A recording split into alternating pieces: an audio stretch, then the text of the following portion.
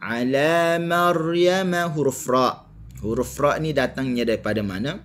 Okey, setiap huruf ra yang kita nak sebut, sama ada dia sukun, sama ada dia fathah, sama ada dia kasrah, sama ada dia dhammah, okey, sama ada dia tasydid, kita perlu letak pada makhrajnya.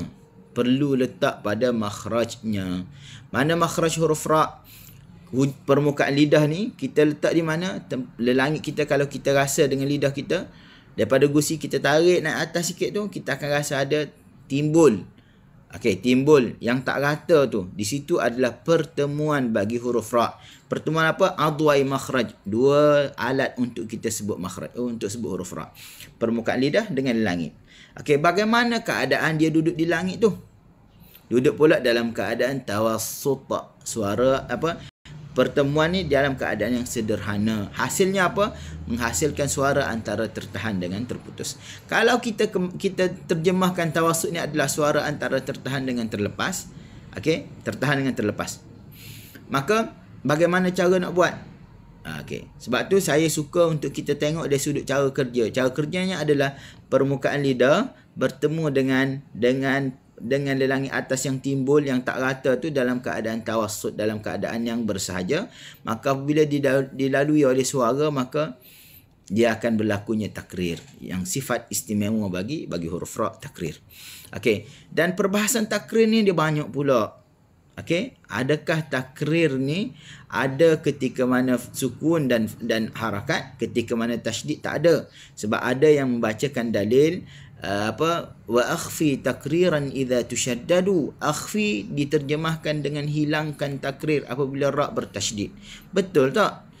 Sedangkan kita tahu takrir pada huruf ra merupakan sifatul lazimah, sifat yang sentiasa ada bagi huruf ra, la yanfakku anhu, yang tidak boleh terpisah daripadanya.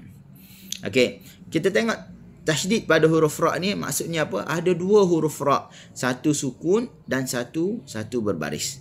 Maka apabila dua huruf ra ni dia jadi kuat, maka mudah untuk kita sebut apa?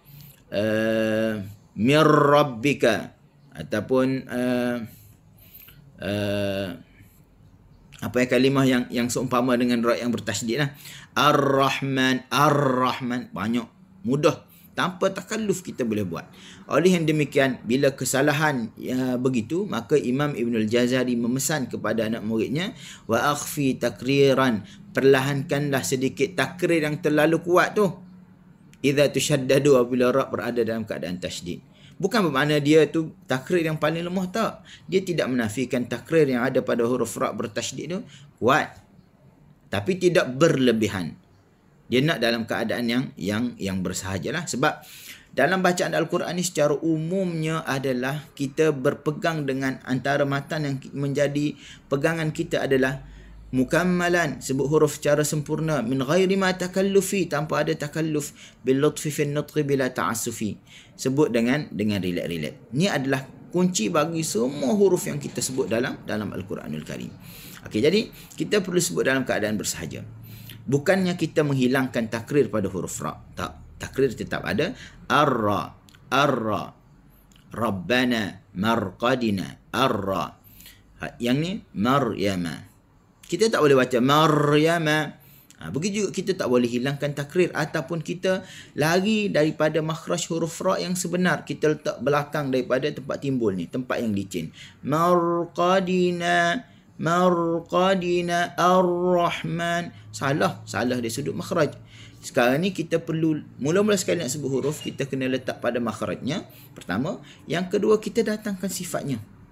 Barulah huruf tadi dia berlaku dengan baik. Okey. Huruf ra tetap ada takrir ketika apa-apa keadaan sekalipun.